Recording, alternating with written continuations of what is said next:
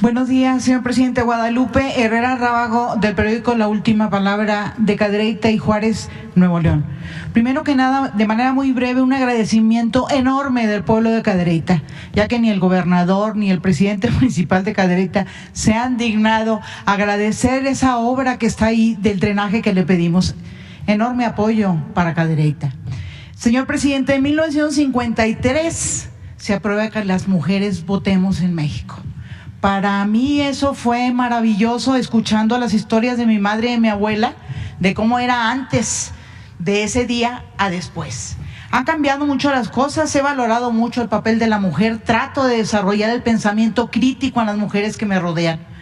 Vivo en un lugar muy difícil, Cadereyta y Juárez, Nuevo León, donde hay de 4 a 5 en promedio ejecuciones de mujeres. Yo le quiero, secretaria, dejar este pendiente, porque en Cadereyta y Juárez las mujeres ahora venden la droga. Antes eran los hombres, luego los muchachos, luego los niños, y ahora las mamás dejan la casa y los niños, y hay una gran cantidad de huérfanos después de las ejecuciones. Pero como quiera, las mujeres creo que van cambiando. Le menciono el papel de la mujer, señor presidente, porque en Cadereyta vemos muchas mujeres que seguimos paso a paso los aconteceres diariamente de este país.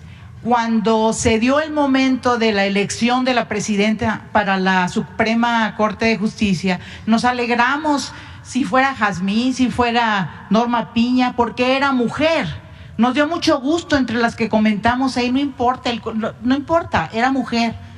Pero nos decepcionamos mucho de la ministra, de la presidenta ahora de la Suprema Corte de Justicia, con esa arrogante actitud, porque se puede esperar todo, que se equivoquen, inclusive en sentencias, pero que no respeten la institución. Usted fue electo por 30 millones de personas, ella por 6.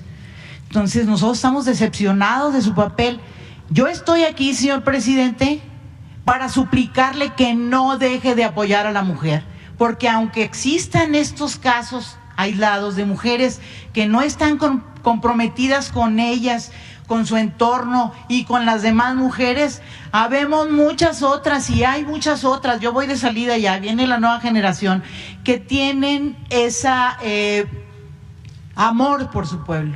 Para eso estoy aquí, para suplicarle que no deje de apoyar a la mujer. Yo me siento muy contenta, orgullosa que mujeres como ella estén frente a instituciones tan grande. Imagínense qué diferencia García Luna a Rosa Isela, del cielo a la tierra. Además es mujer, que es garantía. Digo, no le quiero faltar el respeto a la presidenta, pero sí considero que habla mucho más su silencio al no desmentir los medios que han dicho que ella tuvo tal actitud con usted. Ese es un comentario que quisiera me respondiera. Y el otro, respecto a García Luna, precisamente, señor presidente, si lo llegan a condenar, ¿fue protección del narco o la guerra del narco como la planteó el presidente Calderón en su momento? Estamos preocupados también porque si no lo condenan, pues nos los van a mandar para acá. Y aquí, la verdad, señor presidente, con todo respeto, no hay respeto y no hay confianza en el Poder Judicial. Es cuanto, señor presidente. Gracias. Muy bien, pues mira, vamos nosotros a seguir apoyando a las mujeres. Hay constancia de que se les respeta, participan como no se había visto nunca en el servicio público. En el caso del gobierno federal, la mitad del gabinete prácticamente son mujeres, y me ayudan mucho, pero también en cuanto a los beneficios de los programas de bienestar. Ya, si no son mayoría las mujeres que reciben apoyos, ya están a la mitad, es decir, son beneficiarias igual que los hombres de todos los programas sociales. Hay casos como por ejemplo la entrega de becas para estudiantes, que son alrededor de 11 millones, la mayoría que reciben las becas, de los que reciben las becas, son mujeres. Y ya está en el programa Sembrando Vida, que es trabajo en el campo, también el porcentaje de mujeres beneficiadas con este programa es muy importante, ya pasa del 30%, y así vamos a continuar. Lo demás no es tan importante, aunque se sostiene que la forma es fondo. Lo que interesa es que el Poder Judicial actúe con honestidad, con rectitud, y que tenga como único amo al pueblo de México. El problema con el Poder Judicial es que desde hace mucho tiempo, sobre todo a partir del periodo neoliberal, se sometieron como empleados de grupos económicos, de grupos de intereses creados, nacionales y extranjeros. Entonces, jueces, magistrados, ministros, defensores de particulares, de potentados, atendiendo a los abogados de los grandes despachos de fiscalistas, los grandes despachos de penalistas, protegiendo a delincuentes de cuello blanco, inclusive defendiendo a empresas extranjeras en contra de empresas públicas, como es el caso, por ejemplo, de la Comisión Federal de Electricidad o de Pemex, donde los principales defensores de las empresas extranjeras en el sector energético son jueces, magistrados, ministros y otras instituciones que crearon durante el periodo neoliberal a partir de las reformas llamadas estructurales, que no fue más que la privatización de los bienes del país para beneficio de particulares. Bueno, crearon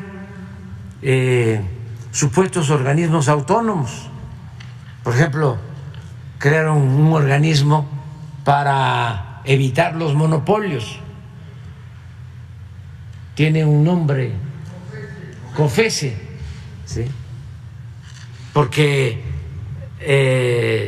partieron para saquear a Pemex y saquear a la Comisión Federal de Electricidad, o para dejarles el mercado de la industria eléctrica y de los energéticos a particulares nacionales y extranjeros.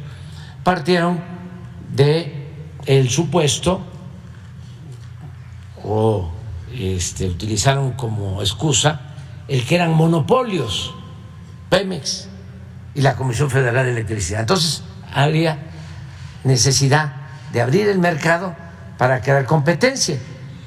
Entonces dejaron entrar a monopolios como Iberdrola en el caso eléctrico y como muchas empresas extranjeras. Bueno, pues ese COFECE,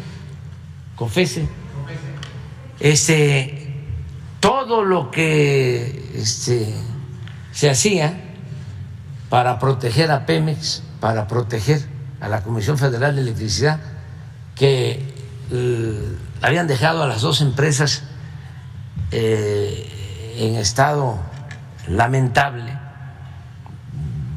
porque lo que querían era que desaparecieran por completo. Nada más, en el caso de la industria eléctrica, si no hubiésemos intervenido, si no se hubiese dado el cambio, la Comisión Federal de Electricidad estaría generando apenas hoy el 20% de la energía eléctrica que consumimos en el país. Cuando hace 25 años era la que generaba toda la energía eléctrica que consumíamos en ese entonces en el país, porque fueron creciendo las empresas particulares y el propósito era quitarlas. ¿Qué creen que pasa? Termina su tiempo como directora de COFECE, la abogada que siempre estuvo amparándose contra de las empresas públicas, y me mandan a decir de una empresa de Monterrey, creo que de Alfa, que si no tenía yo inconvenientes porque querían contratarla como funcionario. Les digo, no tengo ningún inconveniente. Pues ¿qué inconveniente puedo tener? Porque parte de lo que hicieron estos legisladores conservadores fue bloquear, limitar la ley de austeridad, en donde se establecía que un funcionario público no podía terminar su cargo y pasar a la iniciativa privada, porque había un conflicto de intereses, como lo hizo Zedillo, dando el mal ejemplo, que termina de presidente y se va a trabajar de asesor de una empresa ferrocarrilera a la que se le entregó los ferrocarriles nacionales. O Calderón, que termina de presidente y se va a trabajar con Iberdrola. Entonces, cuando llegamos, se envía esa iniciativa de reforma, se aprueba, pero luego la Corte, el Poder Judicial, la limita, porque decíamos, tienen que pasar 10 años para que un funcionario pueda trabajar en la iniciativa privada. Entonces, la limitaron, la declararon inconstitucional y le quitaron ese tiempo. Por eso, ahora se dan estos casos, ¿no? Yo no tengo ningún inconveniente porque legalmente lo puede hacer. Pero ¿qué es esto? Una inmoralidad. Es demostrar que todos estos institutos supuestamente autónomos los crearon no para defender al pueblo, sino para defender a una oligarquía, para decirlo con claridad, ¿sí? Y lo mismo pasa en el Poder Judicial. Lo demás es lo de menos, ¿no? Es como el que se presenta una iniciativa para que se aumente el monto de la multa al que insulte al presidente. Eso no. Es más, vamos a quitar ese por injurias al presidente. Eso no importa, porque pues la autoridad moral, la autoridad política se gana fundamentalmente con un recto proceder y con lo que estimo más importante en mi vida, la honestidad. Entonces, claro que me van a insultar. Pues imagínense los que estaban acostumbrados a robar, a saquear, que vivían colmados de atenciones, de privilegios, que se sentían los dueños de México, pues están muy molestos de la transformación que se está llevando a cabo. Pero de eso a que multen a Aguilar Camín, que me insultó, ¿sí?, públicamente, gran intelectual, orgánico, amigo de Salinas y de Zedillo y de todos, ¿no? Que sacaba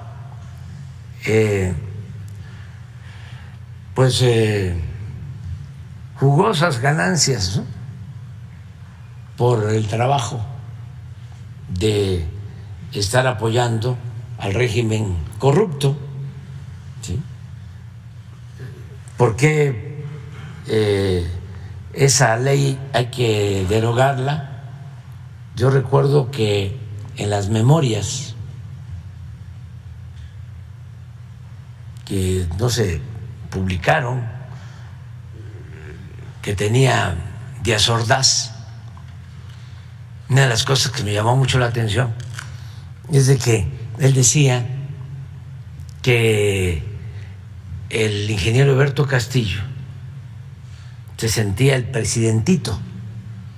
Fíjense, Díaz Ordaz, después del 68, el presidentito. Y manifestando, ¿sí?, su coraje, porque el ingeniero Eberto, como opositor en el movimiento del 68, había dado el grito de independencia en Ciudad Universitaria. Entonces, era un afán que prevalecía de autoritarismo, que no había nada de tolerancia. Entonces es un régimen muy vertical, muy de mano dura, y es muy probable que eso haya llevado a que tomara la decisión de utilizar el Estado Mayor en ese entonces para reprimir a los estudiantes. Y antes también, yo creo que por injurias, no, eso fue porque lo acusaron de que se robó, ya me acordé, había una planta en La Laguna, en la hacienda de los Madero, y de eso, de que acusaron a Francisco I. Madero para meterlo a la cárcel cuando la elección, cuando lo detuvieron en San Luis Potosí, Guayule, o sea, lo acusaron de haber robado unos sacos, unos costales de guayule. Creo, busca ver si es una planta, ya no se cultiva, pero en ese entonces sí había el guayule. Entonces le fabricaron estos delitos. Entonces yo no quiero de ninguna manera, ¿no?, que eso se mantenga. Eso lo vamos a quitar, como vamos a quitar también, sí, antes de que yo me vaya, el 33 famoso, de que si un extranjero viene, participa en cuestiones públicas, políticas, declara algo, se le aplica el 33, o sea, se le expulsa del país. Eso no solo quedó en la Constitución del 17, venía desde antes, de declarar extranjero pernicioso. Ahora que vinieron estos conservadores de España, Vox, sí, yo hasta les dije que se quedaran más tiempo conviviendo aquí con sus colegas del bloque conservador, pero no se fueron rápido. Aquí no hay problema, sí, en cuanto a eso, y sí vamos a seguir apoyando a las mujeres.